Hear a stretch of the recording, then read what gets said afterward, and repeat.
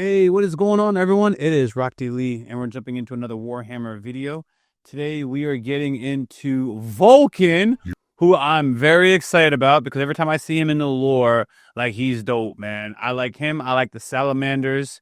He's just a dope character. I seen how the homie Fulgrim, somebody put this man through some epic torture, and he just handled it. So I actually know Vulkan. I'm familiar with Vulkan as soon as he pops up, which other than like Horus. That's very rare where the Primarch shows up. I'm like, oh yeah, him. I already got him. I already know exactly, who we're talking about here. Anyways, it doesn't mean I know everything. I'm just saying, like, I'm familiar with him, and I've been looking forward to getting to know him. He's very, very important Primarch to the stories. I'll be taking notes, as I'm writing, and I appreciate everyone who leaves videos that they want to recommend in the pinned comment. I just want to let you guys know I am going to be taking in more of these suggestions. I have two things that work against me. I have ADHD and I also have OCD. ADHD, I zone out. The OCD means I'm also compulsive. Not compulsive. I have these little things, these OCD habits, and I just got to finish. And my thing is, I am so close to getting to the end. Like, I want to get through all the Primarchs. So I typically won't veer off course, especially if I'm not being very well convinced of why I should watch this video. There are a couple times when I went off course because I was heavily convinced. Or I would just get excited about something. Like the Orcs, very excited about them. The Machina Mechanicus, got excited about them. And the Sisters of Battle, I just really got excited, so I wanted to take a detour. Right now, you know who's getting me excited? Dang. The Citricow. The Citadel, Malcor the Sigilite. I actually got to take some time to learn about this guy because, when I read about him being alongside the Emperor, or when the Emperor was out of commission or something like that, and he was just plotting these guerrilla warfare tactics against some people, I was like, I gotta check out Malcor the Sigilite, and Major Kill got some videos. You know what's interesting? I'm going to check out Major Kill, and I like it because it's condensed. Why don't more people check out the Remembrancer's videos? I realize, and I have no regrets about it, because I like the Remembrancer, but I feel like he's underrated as a person to listen to. But we're going to check out Major Kill's video, and then, you know what? I'll probably save both of them. Because you have one that has a lot of information, and you have one that, it is what it is. Yeah, I think I got enough. Unless y'all have another dope video that you recommend. Oh, this guy. Wait. He got a lot of traction on his. So, anyways, here we go. All right, guys, let us jump into the official video. If you guys see me taking notes, guys and gals. I do that from time to time. Vulkan. You have suffered, I know this. You have come to the abyss, and almost surrendered yourselves to it. That changes now. I am Father, General, Lord, and Mentor. I am Father, I General. shall teach you, if I can, and pass on the knowledge I have gained. Honor, self-sacrifice, self-reliance, brotherhood. It is the Promethean Creed, and all must The Promethean Creed. if we are to prosper. Let this be the first lesson. Let this be the first lesson. The loyal Primarchs of his Imperium symbolize the pinnacle of humanity, imbuing their legions and the subjects of their homeworlds with their most cherished traits: honor, valor, sacrifice, duty, and loyalty. Though of all the Primarchs of his Imperium, only one symbolizes the virtue of empathy. A Primarch whom would cherish the subjects of his Imperium. Despite enduring great suffering, he would endeavor to protect his Imperium and his beloved sons. Vulkan. Primarch of the 18th Legion of Adeptus Astartes, Vulkan. With the scattering of the Primarchs, Vulkan's capsule would land on the planet of Nocturne, within the settlement of Hesiod. Discovered by a local blacksmith, Labelle, he would name the child Vulkan after the namesake of the first king of the Salamanders, which roamed the volcanic wastes of Nocturne. Within the span of 3 years, Vulkan would outgrow the stature of all the local peoples, combining his quick cognitive prowess with the teachings of his father, Vulkan would become a famed blacksmith, renowned throughout the planet. Soon he would impart his knowledge of the forge, inventing and discovering new techniques unknown to Nocturne's populace. Jeez, Yet Nocturne would be plagued by raiding parties, led by the Dark Eldar. So common were the Drukhari raids that every person of the town had picked out a space to hide to avoid capture. On the 4th year of Vulkan's arrival to Nocturne, a raid would begin. The young Primarch would refuse to hide. Standing at the center of the settlement, he would wait. A large forge hammer in each hand, he would face his despicable Two hammers? Alone. Watching this inspiring gesture, the townspeople would stand by Vulkan's side and prepare to defend their home. Yeah! The Drukhari would be routed decisively by the wrath of Vulkan. Wow! Felling over 100 Drukhari by his own hand. Hearing of this great victory, the settlement elders of the 7 largest towns of Nocturne would converge to meet with Vulkan and join him in their fight against the raiders.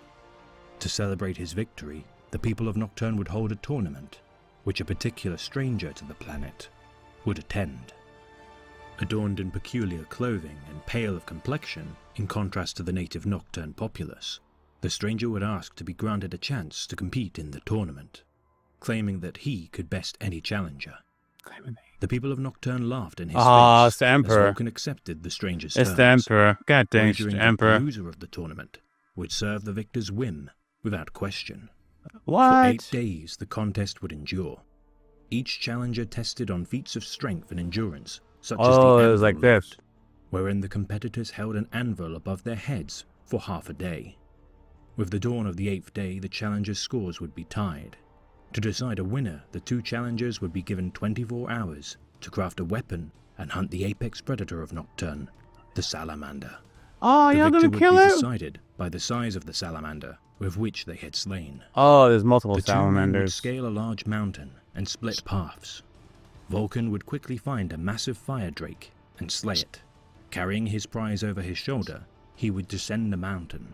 Yet as a twist of fate, the dormant mountain would erupt and cast Vulkan over the side of a cliff. Jeez. Hanging from the precipice with one hand, the Primarch would not release his prize, but be unable to pull himself to safety.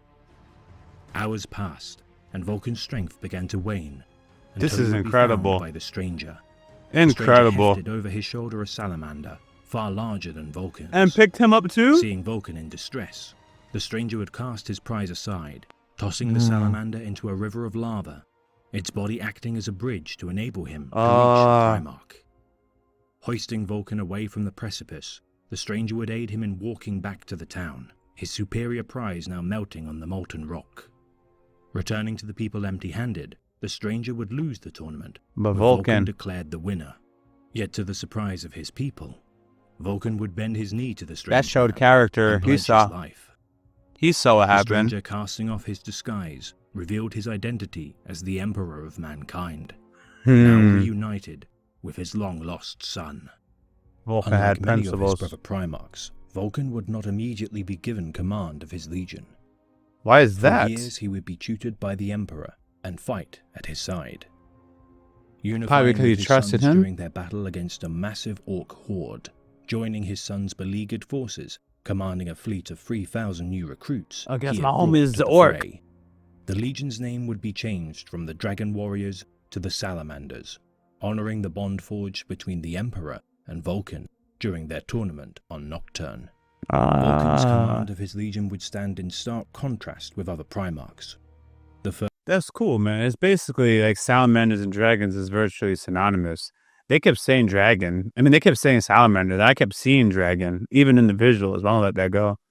The first signs of which involving the 18th Legion's cooperative campaign on the world of Karaton. first signs of which involving the 18th Legion's cooperative campaign on the world of Karatan, alongside the Night Lord's Legion and their Primarch, Conrad Kurz. Conrad Kurz the GOAT. Disgusted with the means that the 8th Legion used to wage war, Vulkan became enraged when the Night Lord slaughtered an entire city in order to root fear within the planet's populace. Vulkan would continually be scarred by the ravages of war, the planet of Karatan being inhabited by humans coexisting with Eldar Exodites, rejecting the intervention of the Imperium's forces. Vulkan Dang, surmised Vulkan. the humans of Karatan would never turn from their exodite liberators and would never accept the compliance of the Imperium. Nope. Combined with the death of his personal remembrancer, Seraph, he would become enraged, leading to the death of an innocent Eldar child.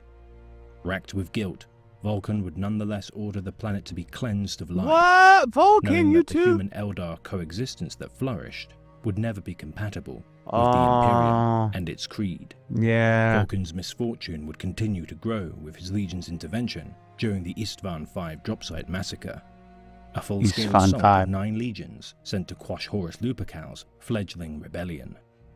Commanded by Ferrus Manus of the Iron Hands, Vulkan and Corvus Corax of the Raven Guard would aid the 10th Legion in the initial assault Jeez. against the combined traitor forces of the Emperor's Children, World Eaters, Death Guard, and Sons of Horus. Shout out to the world The battle leaders. waged, the three loyalist legions holding their ground until the arrival of their inbound allies of the Iron Warriors, Night Lords, Word Bearers, Epic. and Alpha Legion.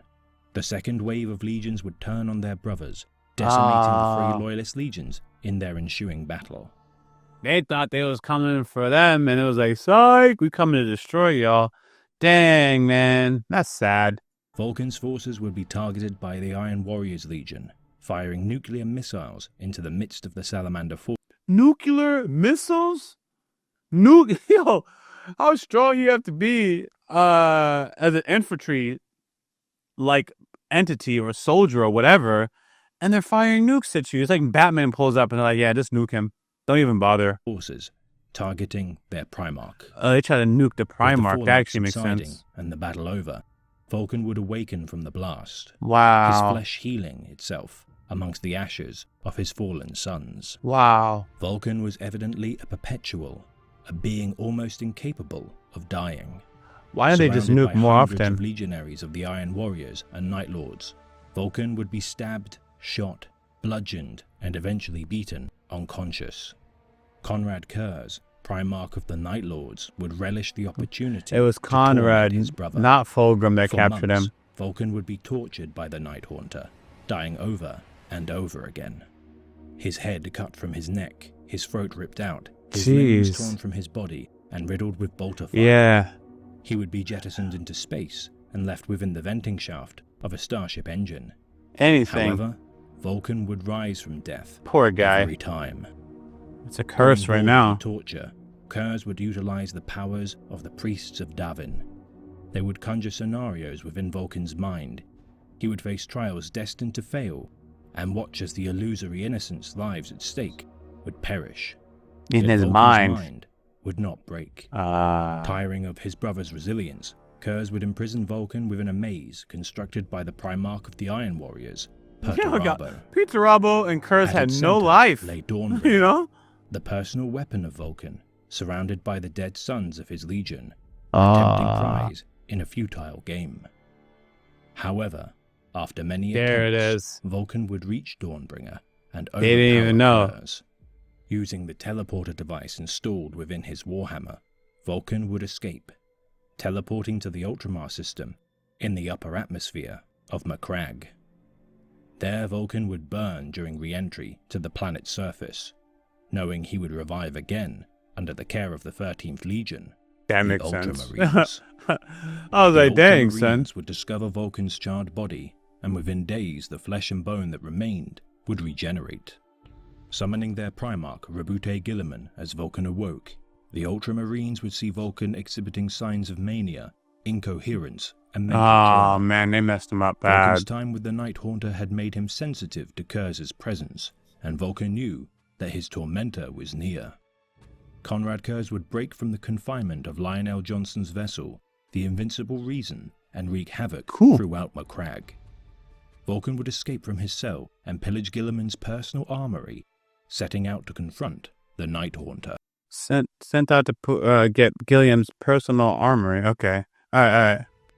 As the two Primarchs battled, the Perpetual Human, John Grammaticus, would arrive on Macragge. Perpetual Armed human. with the Fulgurite, a concentrated spear tip of pure energy unleashed by the Emperor, Grammaticus would stab Vulkan through the heart, unleashing a massive psychic explosion, killing them both within the blast radius. Thinking that's going to be it for Vulkan's Vulkan. corpse would be interred within a stasis field, handcrafted by Rabute Gilliman.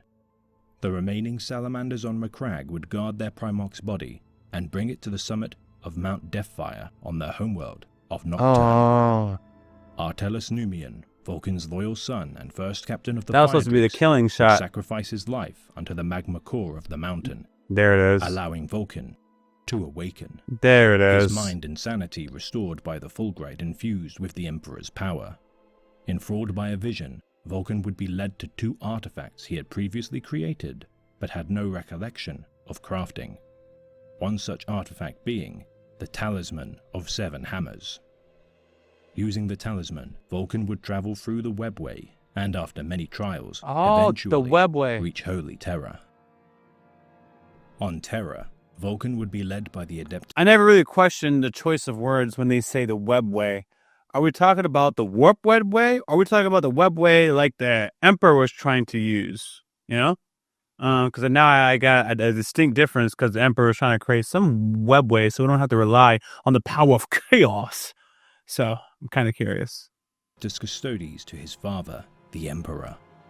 Trapped upon the Golden Throne, the Emperor would reveal that he had led his loyal son to his side throughout his journey, revealing that the Talisman of 7 Hammers had been created as a contingency to What? destroy Holy Terra should the traitor forces of Chaos succeed in defeating the Imperium, entrusting its Oh. creation to Vulkan as the only son whom would hesitate to use it due to the Oh. incredible loss of life that it would cause. Yeah. Vulkan installed the talisman under the Golden Throne and would defend his father in secret during the Siege of Terra. Soon Okay. thereafter, Magnus the Red and a group of his 1,000 sons would infiltrate the Imperial Epic dungeon art. to confront the Emperor. Vulkan would block their path, protecting his father from a lethal attack from Magnus's staff. The Emperor and Vulkan would bid the Crimson King to return to the path of righteousness, but their offer would be refused. Mm-hmm. Vulkan and Magnus would duel. Saved from a fatal blow by Salamander Legionnaire Ijan Gargo, Vulkan would wield his fallen son's warhammer in one hand and Dawnbringer in the other, using them to pummel Magnus into submission, using them to pummel Dawnbringer in the other. Using fallen son's warhammer in one hand and Dawnbringer in the other. Oh, I see. Using them Back to to pummel 2 Magnus hammers. into That's submission. insane. In desperation, Magnus would call unto the dark powers of chaos, fully surrendering his soul to the fell powers and retreating into the warp.